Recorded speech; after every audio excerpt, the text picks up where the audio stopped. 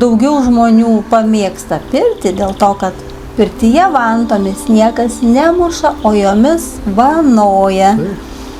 Nors dar būna, dabar visai nesnai kompanija, jauni vyrukai buvo ir ten jie, kaip prisiminimus pasakoja, kaip buvo kažkokiai ten pirty, reiškia vienas kitą tipo daužė tiek, kad reiškia vienam grįžus namo dar visą dieną sekančią matėsi dryžė ant nugaros. Tokie, reiškia. Tai aš klausiu, kokią vantą buvo. Sako, tokia buvo, didelė vanta tokia. Ir, aišku, vyrukai jauni su visa jėga ten tiesiog, kaip čia, nevanojo, bet... Plakė turbūt. Ne ta žodis čia. Nežinau, lietuviško atitikmens, kaip tas yra žodis toks, kur... Kaip ponai rykščių išrašydavo. Rykščių jo panašiai, jeigu nugaros likę kraujosrūvos dar sekančią dieną, tai įsivaizduoju, kokie tai smūgiai buvo ir dar ir vantos, aišku. Ar prisimeni dieną, kada pirmą kartą tave išvanojo? Taip išvanojo profesionaliai, kur tu sakei, oho. O žinok, buvo tas pas mane palaipsninis, buvo tokių vanojimų dar vaikystėje, tai labai sunku dabar prisiminti, ar ten buvo wow, ar vanojo, mes ten aišku irgi gal anksčiau buvo daugiau ta smūginė technika vadinama, tai kad tokio kada, aš jau po to ten jau galiu prisiminti prieš kokią 15, gal 20 metų, dar jau kai pradėjau pasidomėtis pirtim, tai jau kažkas ten iš kolegų ten pirties akademijoje mes pradėjome jau pirmus tas seminarus praėję, tai jau tada atsirado tas profesionalesnis vanojimas. O iki to, nors tarp kitko mes, kada sportuodami, tas pirtis pas mus būdavo, kažkada būdavo pirmadieniais, kažkada būdavo ilgą laiką, kokie 30 metų buvo kiekvieną ketvirtadienį, tai ten irgi, aišku, dažniausiai būdavo kažkokios pirtelės, vis tiek dažniausiai su vantom, tai tokie būdavo. Vienas ten kaip ir techniškiau jau vadovdavo galbūt, kitas su ta smūginė technika, bet kaip sportininkai buvom pripratę, kaip sako, šitam imtynikui neskauda, imtynininkų melonų. Tai tas toks pas mus buvo, kad jeigu ir skauda, tiek to pakentėsim.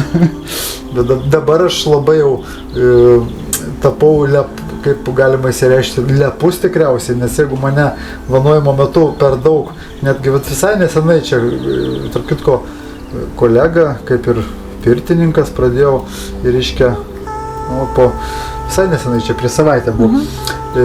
Vanojimas buvo kažkoks su ąžuolo vantelėm ir po to nutrinimas kompresiukai su beržinė ir su ta pačia beržinė dar šonus pradėjau vanoti ir man toks, aš pradėjau kaip katinas lenktis ir stop, sakau, man skauda.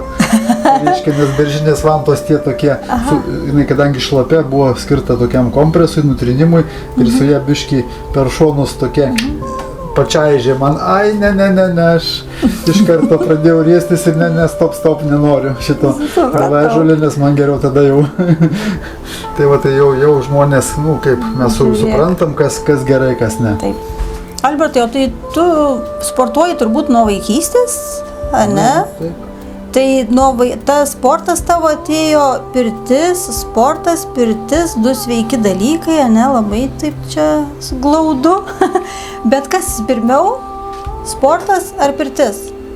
Čia, jeigu prisimint mano pačią pirmą aplamai, kokia pirtis buvo, tai aš prisimenu, man buvo tikriausiai metų, manau, gal kokie 6, gal į mokyklą tik buvau pradėjęs eiti kaime pas senelius, ten mus palikdavo tikriausiai vasarą, kiek atsimenu, kai tėvai kažkiek laiko, tai mes tiesiog porą kartų esu įėjęs, gal ir 3, bet man vienas kartas labai įsiminė visam gyvenimui, reiškia, jam su seneliu ir su pusbroliu, tas pusbrolis panašaus amžiaus, ten gal metais vyresnis, ir mes ėjom į tą kaimo pirtį, ten keletą kilometrų nuo namų, ir pakeliui senelis, reiškia, neždavosi, žinau, kad dabar nežinau, ar vieną, ar dvi vantas, bet žinau, beržinės vantos būdavo, tokios gan didelės, aišku, kaip tais laikais.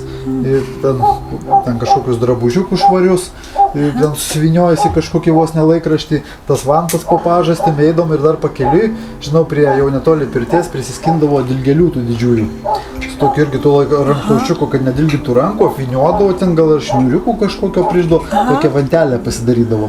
Ir eidom į pirtį, reiškia, ir tas man buvo, reiškia, kad ten, aš dabar galvoju, ten tikriausiai buvo dūminė dar pirtis ir tokia, nu, kaip kaimo, dar jau aišku, ten jau buvo tarybiniai laikai, bet išlikus kaimo pirtis, nes ją kūrendavo kažkaip, kiek atsinu, šeštadieniais ir vat man pirmas buvo tas, kad, reiškia, ten tie garai, tie juodos sienos, viskas aprūkę, karšta, mes su pusbroliu, aišku, ten irgi, kai užmeta garo, ten vyrų. Klaupėtės, tupėtės ar ne? Mes ten tupdavomės, ten nebuvo tokių nei laiptelių, nieko, tokie būdavo kaip platus gan suolai. Ir ten vis tiesiog pagrindė sėdėdavo jie ant tų suolų, ten buvo tie tazikai vadinami.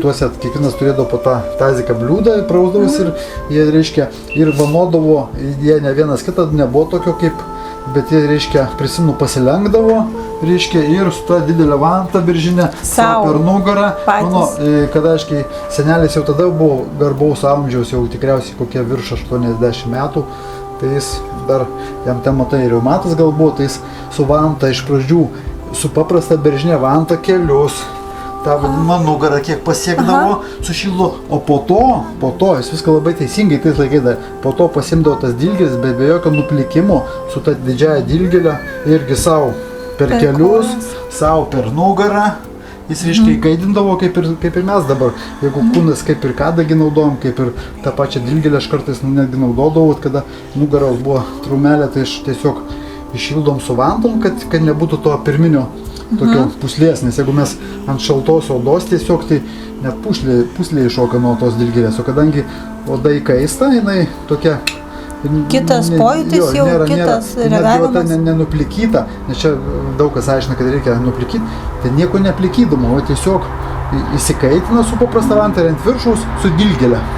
Tiesiog su dilgėle ir taip daug kartų jie iššildo ir, nu, tai... O tai tau, va, tų 6 metų tos dilgėlės davė paragauti? Ar gailėjo tavęs? Senelis buvo toks humoristas, tai jis ten, aišku, dar visiems, kada jis pradėdavo ten su tom dilgėlėm, tai ten visi pasislinkdavo iš šonus, bet jis dar, kai spėdavo vienam per užpakalį, ten kitam, žinai, su humoru, taip, tai ten tie dėdai išbėgiodavo iš pirties, likdavo vos ne vienas ten ir mes, aišku, mūsų tai nedilgindavo, ten gal kada per kokį užpakalį, bet šiaip, kad, reiškia, neišgazintų mūsų, mes ten irgi su tais tazikais įdėdom apačioj, pliuškendavo, ten irgi kažkokią tą vantą duodavo po to, tai ten mes irgi tipo savo per nugarą padaužydavome, ten irgi, kaip matėm, kaip, va, tai toks man buvo pirmas pirties, tikros pirties, toks mat išliko. Bet tu pasakyk, vat, tu pasakoji apie beržinę vantą, kiek aš esu girdėjus, mačius senose pirtyse ar ten kažkokiuose senose labai filmuose, kad irgi beržo vanta. Kada įdomu atsirado tas ąžuolas? Kada pradėjo kitus medžius nešti kitas šakas? Šito tikrai negaliu pasakyti, bet tikrai pirminė ir tokia, nu ir šiaip ir dabar žmonės, kai kurie dar iki šiol tokie, vat, kurie nėra pirtininkai, jie žino, kad va, yra ąžuolas, ten tas yra beržas ir naudoja tik beržą, jie praktiškai vieną vantą, vieną rūšį. Dauguma ir kaimo tie žmonės, kurie vat, iš senovės, tai jie žinojo beržą ir jie naudoja beržą, jie to ąžuolo iki šiol nenaudoja. Nes čia tas ąžuolas ir mums dabar ką, jis reikalingas, kada tam tikram vanojimui su 2 vantom tada, o jeigu iš tikro savo padaužyti per nugarą, tai gal tas beržas didesnis negu to todėl buvo jis toks.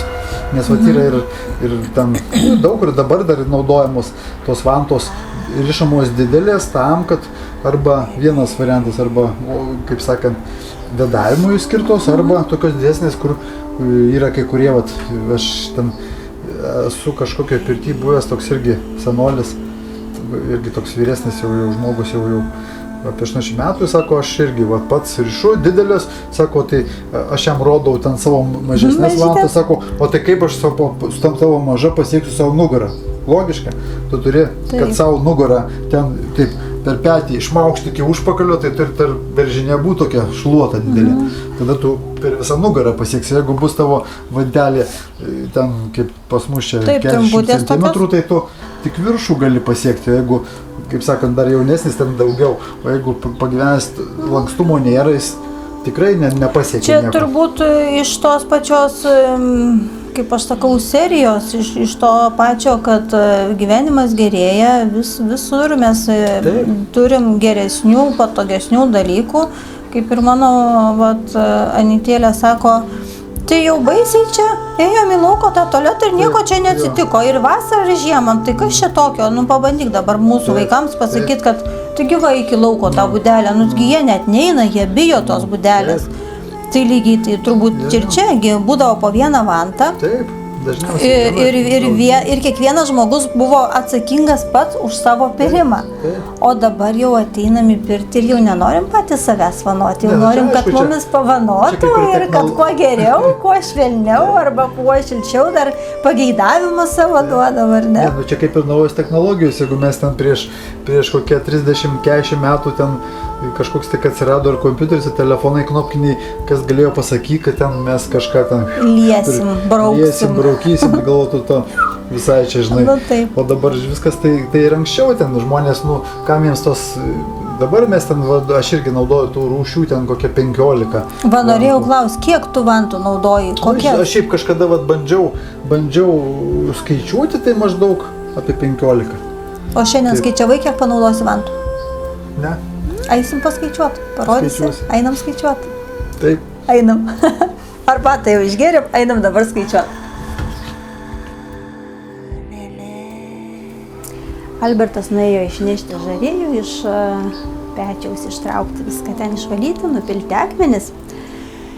Eisim, pažiūrėsim, kokiomis vantomis jisai šiandien dirbs ir paklausim, kaip ten ką riša ir kodėl taip, o ne kitaip. Kaip ten atrodo, kaip jisai ten tas vantas susidėjo, susiguldė, pasidarė. O dar žinau, kad va tenais ruošiama vietelė poilsiui po vanojimo. O dabar einame į garinę žiūrėti, ką jis ten veikia.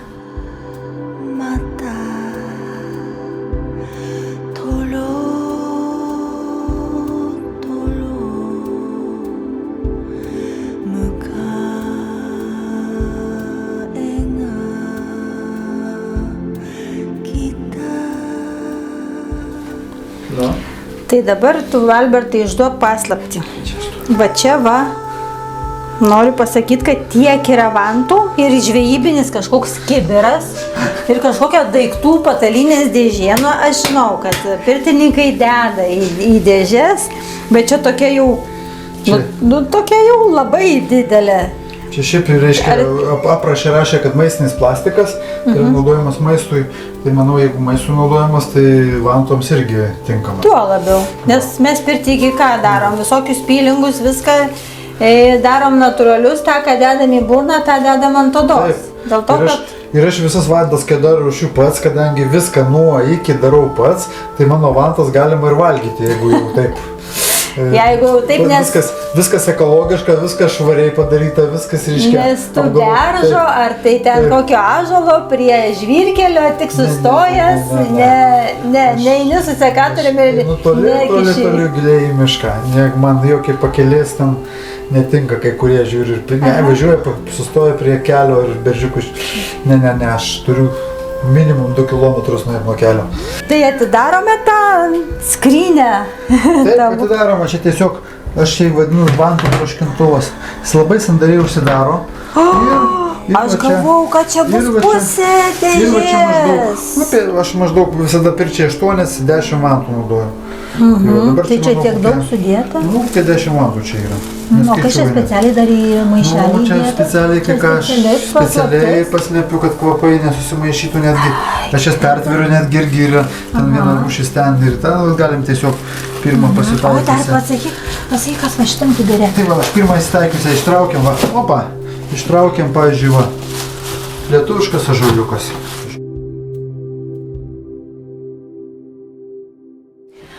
O dabar Kasgi Nu, čia toji, žiūrėk pas tave kaip juodoji ir baltoji pirtis, tai čia juodoji ir baltoji skrynia. Mandor. Tiesiog aš naudoju tokią va paruoštą Gražuolis kadagiukas toks va. Tai jau čia, Va. o, iš karto kvapas. Matai, iš karto jau. Jinai Tai jau turi čia kvapą. jau nuplekyta, išmušta, jau čia Nieko tokia, aš ne? Nieko aš nemušu, aš mušu Tuo prasme, jų gultus Taip, nemuši? Ne, mušu į užpakalį ir į Tai nugarą. šiandien nenaudosim Ir tada šitos. Naudosim būtinai, čia Šitos tai čia kaip operatorių, va tau nukankinta. Čia visiems desertų, ypač padūkams, ojojoj, kaip faina. Ir nenumušta, Viskas čia neišmušta. nenumušta, jinai tokia. Nu gerai, leisk prisijaukinti ją. Pagal plauką glostant visai nieko, bet kaip... Reikia gražiai. Nu, čia kaip viską. gyvūnėlį, palei plauką reikia glostyti, viskas ne? tokia. Žiūrėk, uogytė dar Su uogytė. Su uogytėm, uogytė. taip, viskas Su uogytė. Viskas jau Bet kokios gražios uogytės. Ir juodų yra, va, žiūrėkit, šitas juodas galima valgyti. Taip. Oi, kiek Jos dabar daug. išmirkė, tikrai jau suminkštėja galima. Netgi paragauti. Va, o tu žinai, kad ant kadagio yra uogytės 2 metų. Tos juodos praėjusių metų, o šitos dar tik tai bus. Jo. Ir visą laiką Bet ir juoda. tai. Turi skonį, skani. Iš tikrųjų, tai labai labai negali traukti vanojų. Tokio meistro kaip Albertas.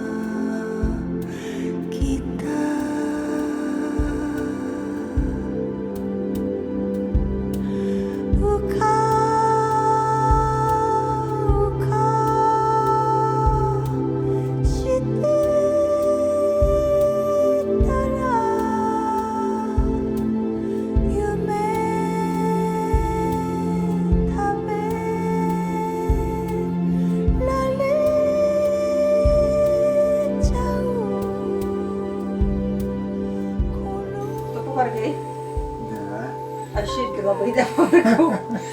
Man visą laiką atrodo, kad man tai taip gera, bet kai žinau, ką reiškia vanoti, tai atrodo, nu tas, kuris vanoja, o dar kai gerai vanoja, oi, kaip jis atrodo pavargsta. Aš kartais tą kaifą vanodamas pagaunu, žinai, kartais pagauni, kai matai dar žmogui, kad tikrai jis ten, žinai, vos nekaifuoja, tada pagauni tokį malonumą, žinai, jauti. Per tą, žinai, vanojimą, žinai, pajauti, rodos, kad ten pats save tu vanoji, žinai, toks būna labai geras jausmas, žinai, kartais. Netgi kartais geriau negu tave vanoja, tas vanojimas iš vis tik. O man, tu prisimeni, kaip pradžioj sakiau, kad dublys tik dar neišmuštas, kaip tai. Bet žinai, kas labai patiko? Pakėlė kojas, ten pradžioje pašildė, o paskui, kai paėmė į kadugį, paėmė už kojų pirštukų. Taip. Nu, žinai, taip jaučiausi, kad mane mama veda už rankos kažkur paėmus ir aš taip drąsiai, taip atsipalaidavus, taip, nu, tiesiog atrodo, tikrai, mama veda už rankos, tau viskas, nu, čia viskas gerai, nu.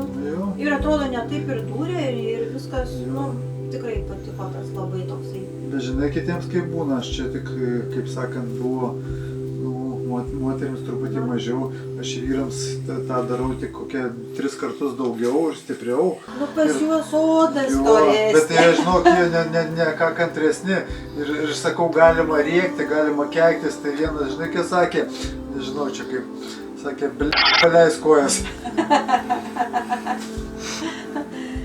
O man tas labai patiko. Ir dar, žinai, koksai momentas man labai patiko. Kai šildai, nu, vantas uždėjai, labai buvo malonu, kad uždėti vienoj vietoj vantas šilto kūną, o kitoj vietoj šildai, vanoji. Vienoj uždėti šildai, o kitoj vietoj ir dar tas toks lėtas nutempimas vantos, jis toks mielas. Nu, va tokie man tokie, oi, kaip gerai, galvoju, o dar bus? Nu, tikrai labai maloniai, labai smagiai. Ir tavo paslaptis, turbūt to viso patogumo, tas čiužinukas, kilmėlis, kas tenai toksai. Va, matai, mes... Va toksai, ant tokio guliau ir Mūsų bendra mintis, ane, gavosi toks daiktas labai naudingas, sakyčiau. Čia šitas gaminys taps labai perspektyvus, aš manau, ateis laikas, kai dabar visi naudoja tuos voliukus, pasagėlės, tai šitas daiktas bus dar populiaresnis, aš manau. Nes su kiekvienoj pirty aš susiduriu, kam žmonėms tai dubuo remiasi kaulas, tai šonkauliai, kaip ir pas mane sulūžę nuo sporto remiasi, irgi man trūksta to kartais minkštumo čia. Būna šiaip žmonės kelius spaudžia, labai įvairių žmonių būna pagal skirtingos kompleksijos, jie vienam tą spaudžia, kitam kitą spaudžia. Čia aplamai aš vieną moteris, žinokit, išgirdau visai nesenai, kodėl nemėgsta į pirtį eiti, vanotis, ta prasme, sako, taigi ten kieta. O man visą laiką būdavo, žinai, aš čia pradžioj tuos pirmas procedūras galiu gulėti, viskas gerai, bet kada jau būna 2, 3 užėjimas ir kada vėl guliesi, nu tai tuos kaulus taip nuskausta jau paskui nežinai kaip būdavo, kad man pakiša vantas. Bet tų vantų ne visada būna tiek laisvų, kad jas būtų galima ten po kiekvienu kauliuku pakišti. Tai čia labai buvo, išgulėjau visą tą laiką komfortiškai, man tikrai ne... Nu, galėjau dar ir pagulėti, iš tikrųjų, kai taip gerai vanoja, tai ten... Albertai, kas šiandien dar tokio malonaus mūsų laukia? Vanojimo gal? Puiku. Bet tai turbūt dar turite perliukų pasiruošęs. Taip, jūsų laukia